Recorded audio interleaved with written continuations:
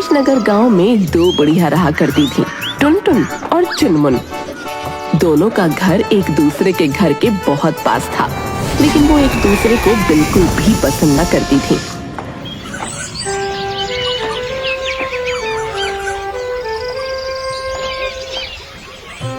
आलू ले लिया, मूली ले लिया, गोभी ले लिया।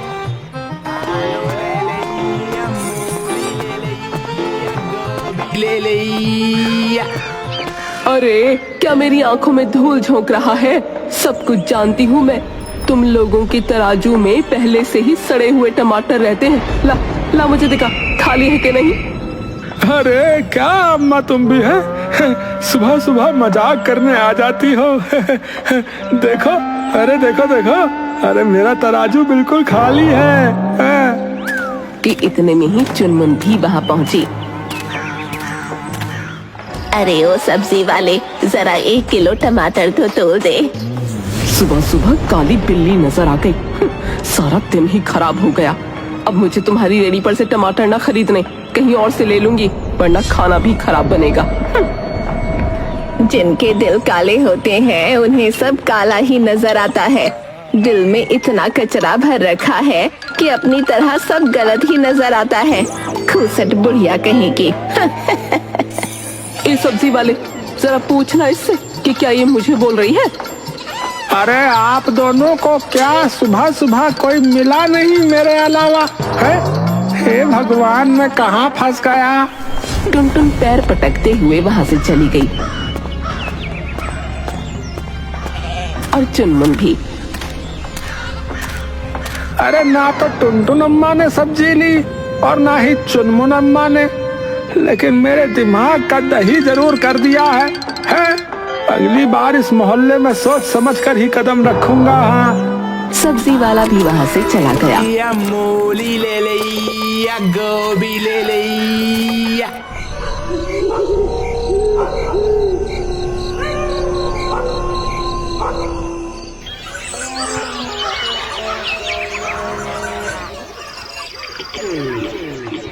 आज तो मेला लगा है गांव में, सारी जलेबियां खा कर आऊंगी।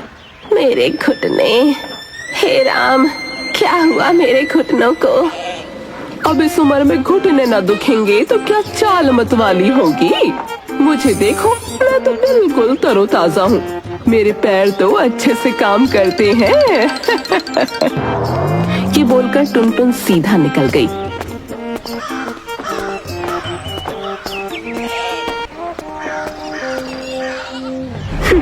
ये बूढ़ी तो सुधरेगी नहीं।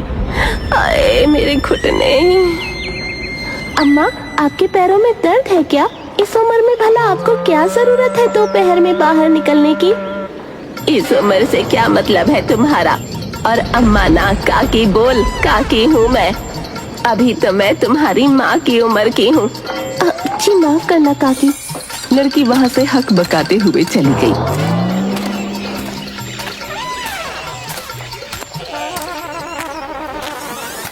दरअसल दोनों बूढ़ी अम्मा किसी जमाने में खास दोस्त हुआ करती थी। दोनों बहुत अक्लमंद थी। एक साथ मिलकर वो पुलिस की चोर पकड़ने में मदद किया करती थी। उनकी सूझबूझ और होशियारी के चर्चे पूरे गांव में थे। लेकिन समय के साथ परिस्थितियां बदली और दोनों को एक दूसरे से परेशानी होने लगी।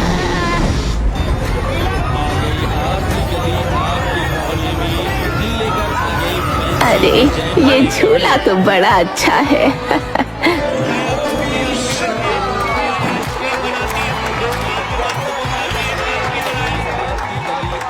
चुनमुन जाकर झूले में बैठ गई, लेकिन तभी उसकी नजर टुनटुन पर पड़ी, जो पहले से ही उस झूले में बैठी थी। इतने में ही झूला भी शुरू हो गया। कोई अनहोनी ना हो जाए कहीं। पनौती भी तो बैठी है ना झूले पे। पनौती खुद अपने मुंह से ऐसी बातें कर रही है, लगता है बहुत ही बुरा होने वाला है। अरे ये झूला इतनी तेज क्यों घूम रहा है? मुझे तो चक्कर आने लगे। हाय, ये झूले वाले, ये झूले को रोकना।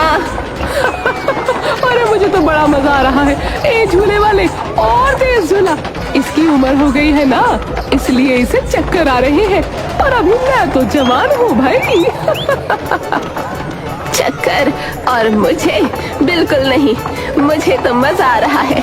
मैं तो इस टुनटुन बुढ़िया के लिए कह रही थी, झूला रोकने के लिए नहीं, कहीं बेहोश ना हो जाए।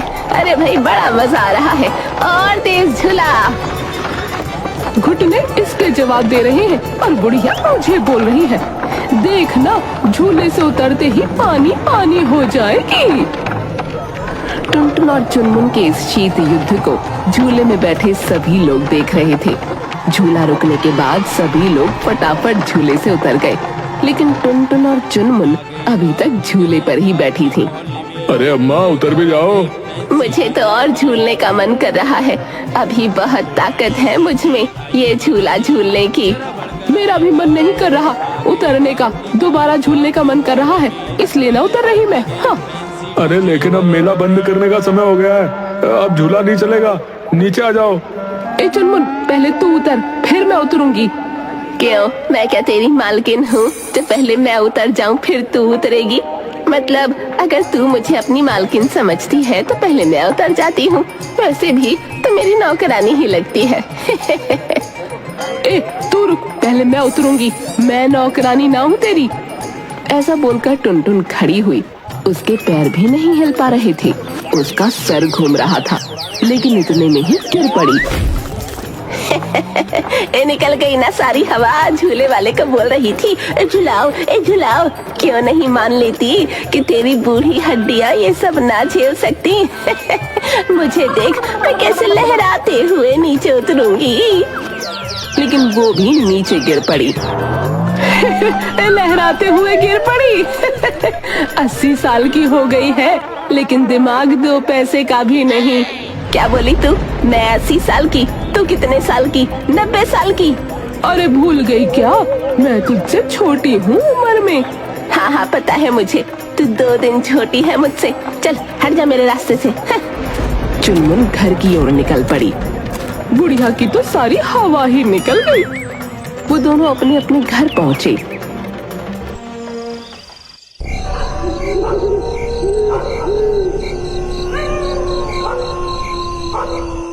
उन दोनों के मोहल्ले में रहते हुए एक दिन भी शांति से कैसे जा सकता था।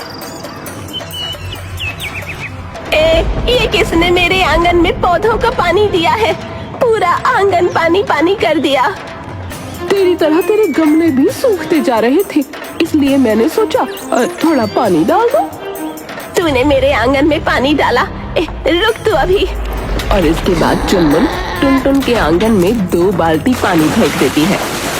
इसके बदले में टुनटुन फिर से 2 बाल्टी पानी चुनमुन के आंगन में फेंकती है, और ये सिलसिला चलता रहा।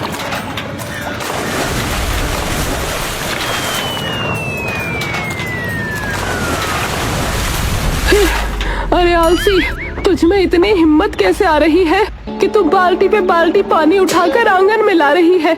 जरा ख्याल तो कर अपनी बूढ़ी हड्डियों का। इधर उधर सरक गई तो लेने के देने पड़ जाएंगे। हाँ, मैं आलसी और मैं बुढ़िया, और झूले से उतरते हुए चक्कर तुझे आते हैं। जरा सा चक्कर तो बर्दाश्त न कर पाती, मेरी हड्डियों का ख्याल कर रही है। इतने में टुनटुन एक और बाल्टी पानी चुनमुन की तरफ लेकर आई, लेकिन इतने में ही उसकी कमर अकड़ गई। ओए हाय हाय मेरी कमर, ओए होए बड़ा दर्द हो रहा है। मेरी हड्डियों का ख्याल तो कर लिया तूने, क्या तुझे अपनी हड्डियों का ख्याल ना आया? अब जाकर घर में आराम कर, वरना बची खुची कमर है ना, वो भी चली जाएगी। टुनटुन अपने घर के अंदर जा पहुंची। उसे बहुत दर्द हो रहा था, इसलिए चुनमुन उसके लिए दर्द की दवा ले आई। क्या जहर देकर मारना चाहती है मुझे? कुछ तो लिहाज कर अपनी उम्र का। जो भला वैसे ही 1-2 साल में जाने वाला हो, उसे जहर देकर मैं क्या मारूंगी? ले खा ले, दर्द की दवा है। इतना कहकर चुनमुन वहाँ से चली गई, और टुनटुन ने भी चुपचाप वो दवा खा ली। ऐसे ही दिन बीतते रहे।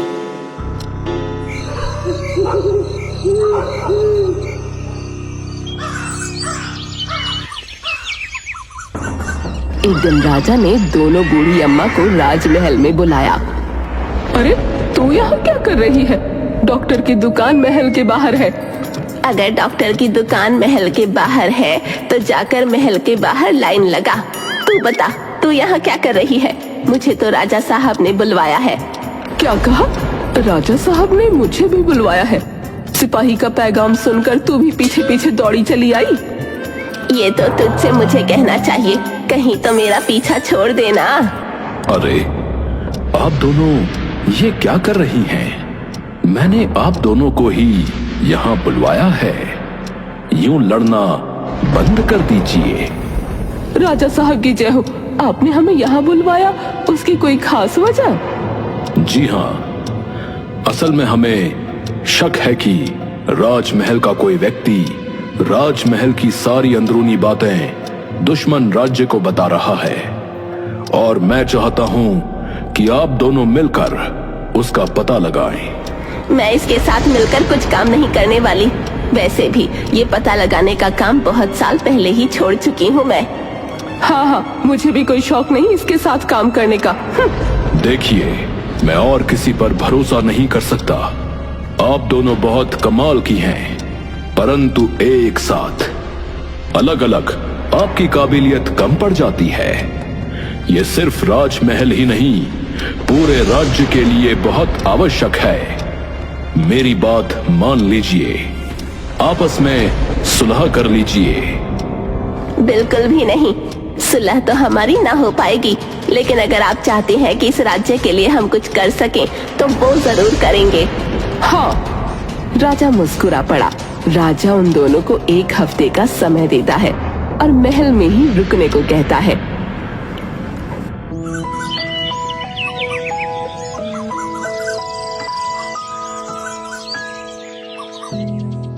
कहाँ से शुरू किया जाए? राजमहल में किसी पर भरोसा नहीं किया जा सकता। सबसे पहले शाही खजाने से शुरू करना होगा। क्या बता वो कुछ चुरा चुरा कर दुश्मन राज्य में भी देता हो। अरे उम्र के साथ तेरी अकल को भी जंग लग रही है। सुना ना तूने, वो राज्य की अंदरूनी बातें बाहर ले जाता है। ये शाही खजाना तो बहुत छोटी सी बात है, और इतना खजाना है शाही महल में, वो कुछ भी चुरा कर ले जाएगा तो सैनिकों को पता चल जाएगा। टुनटुन को चुनमुन की बात बुरी लग गई और टुनटुन को सबक सिखाने के बारे में वो सोचती है।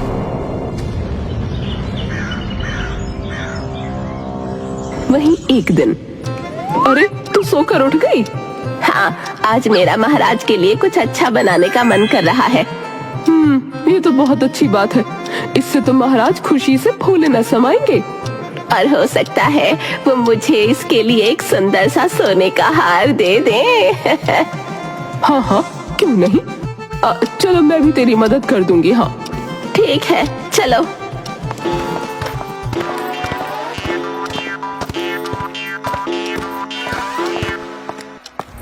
कल मैंने इसकी इतनी बेइज्जती करी, आज मेरी मदद कैसे कर रही है? दाल में कुछ तो काला है। चुनमुन और टुनटुन मिलकर खाना बनाने लग जाती हैं। मैं आज महाराज के लिए खीर और खिचड़ी बनाऊंगी, तुम देखना वो उंगली चाटते रह जाएंगे। हाँ, देखेंगे वो उंगली चाटते हैं या तुम्हारी उंगली काटते हैं। सही कहा, तुम्हारे हाथ के खाने का कोई जवाब नहीं। हाँ। दोनों मिलकर खाना बनाना शुरू कर देते हैं। उनकी तैयारियां बहुत जोरों शोरों से चल रही थीं। टुनटुन, मुझे जरा वो चीनी का डब्बा तो पकड़ाना। हाँ, क्यों नहीं। टुनटुन ने जाकर चुनमुन को चीनी की जगह नमक पकड़ा दिया और चुनमुन का टुनटुन की चाल पर बिल्कुल भी ध्यान नहीं था। अरे वाह चुनमुन, इससे तो बड़ी अच्छी खुशबू आ रही है। हाँ, मुझे पता है, मैंने जो बनाया है। चलो अब महाराज के दरबार में चलते हैं।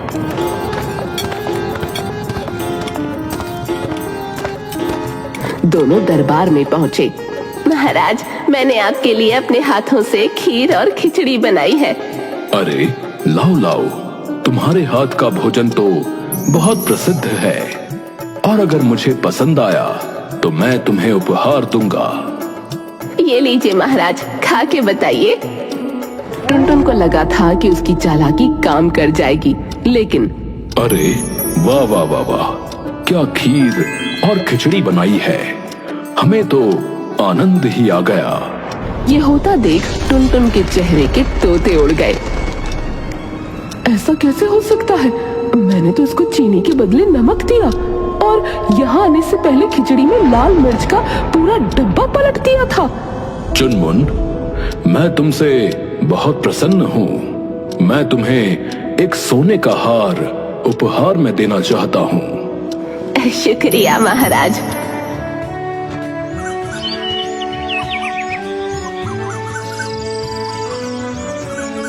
टुनटुन की तरफ तिरछी निगाहों से देखते हुए, क्यों ये सब होते देख तेरे चेहरे का रंग पीला क्यों पड़ गया है? तुझे क्या लगा मुझे पता नहीं चलेगा कि तू मेरे पीछे से मेरे साथ क्या कर रही है? वो तो मैंने तुझे ये सब करते हुए देख लिया था। कैसे तूने मुझे चीनी की जगह नमक दिया, वो तो मैंने आने से पहले अलग से खाना बना लिया था। मुझे लगा ही था दाल में कुछ काला है, लेकिन यहाँ तो पूरी की पूरी दाल ही काली थी। हाँ। मुझे माफ कर दो चुनमुन। कोई बात नहीं, मुझे पता है तुझे मेरी बातों का बुरा लगा, इसलिए तूने ऐसा किया। लेकिन अब हम यहाँ जिस काम के लिए आए हैं उस पर ध्यान देना चाहिए। बिल्कुल सही कहा। हमें पता लगाना होगा कि आखिर इसके पीछे है कौन। ऐसा क्या हो सकता है जिससे सब पता चल जाए? मेरे पास एक तरकीब है। और उसके बाद टुनटुन चुनमुन को तरकीब बताती है।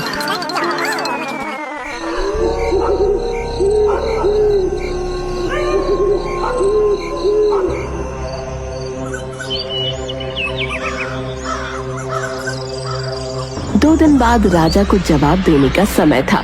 2 दिन बीत जाने के बाद राजा ने दोनों को अपने सामने खड़ा करके उनसे जवाब मांगा। तभी चुनमुन एक बड़ा सा सफेद कपड़ा चारों तरफ बिछाने लगी। ये क्या कर रही हो तुम? राजा साहब, हम चाहते हैं कि आप महल के सारे लोगों को यहाँ बुलाएं। उन्हें तैयार होने का या फिर कपड़े बदलने का मौका न दिया जाए। उन्हें फौरन यहाँ बुलाइए, अभी के अभी। राजा वैसा ही करता है। राजा साहब, सब कुछ ठीक तो है ना? आपने इतनी जल्दी जल्दी सबको यहाँ क्यों बुलाया है? क्योंकि चोर की दाढ़ी में तिनका होता है और हम वही तिनका ढूंढने की कोशिश कर रहे हैं। तुम क्या कहना चाहती हो? राजा साहब का अपराधी मिल गया है।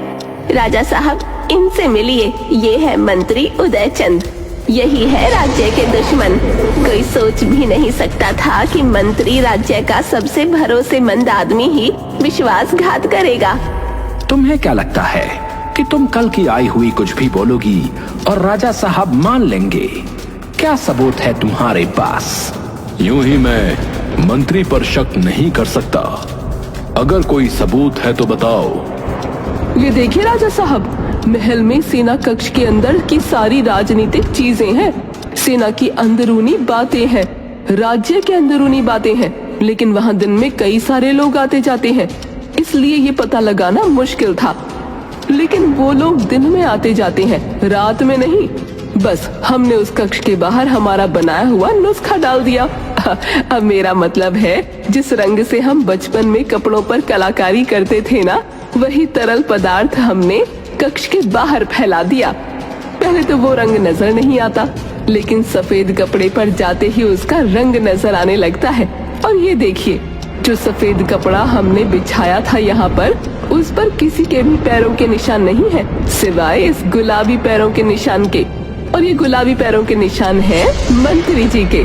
इसका मतलब रात के अंधेरे में उस कक्ष के अंदर मंत्री के अलावा कोई और दाखिल ना हुआ। ये मंत्री, ये क्या बेतुकी बात है? मैं मंत्री हूँ, मैं राज्य में हर जगह चक्कर लगाता हूँ। भला तुम ये कैसे कह सकती हो? जी हाँ, हम ये जानते हैं, और इसीलिए हमने वो तरल पदार्थ दरवाजे के ऊपर भी लगा दिया था। जरा अपने हाथों की तरफ देखिए, अपराधी के हाथ ही रंगे हुए होते हैं, और आपके हाथ भी गुलाबी रंग के नजर आ रहे हैं मुझे। मंत्री, हमें तुमसे ये उम्मीद नहीं थी। इतना बड़ा विश्वासघात, वो भी हमारे साथ। तुम्हें अवश्य दंड मिलेगा। सैनिक मंत्री को कारावास में डाल देते हैं। अति उत्तम, तुमने राज्य के लिए बहुत बड़ा कार्य किया है। तुम्हारी इस बुद्धिमानी और सूझबूझ से मैं बहुत प्रसन्न हुआ। बस इसी प्रकार एक साथ मिलकर रहो और बाकी का जीवन भी अच्छे से बिताओ। राजा ने दोनों को धन दौलत से भर दिया।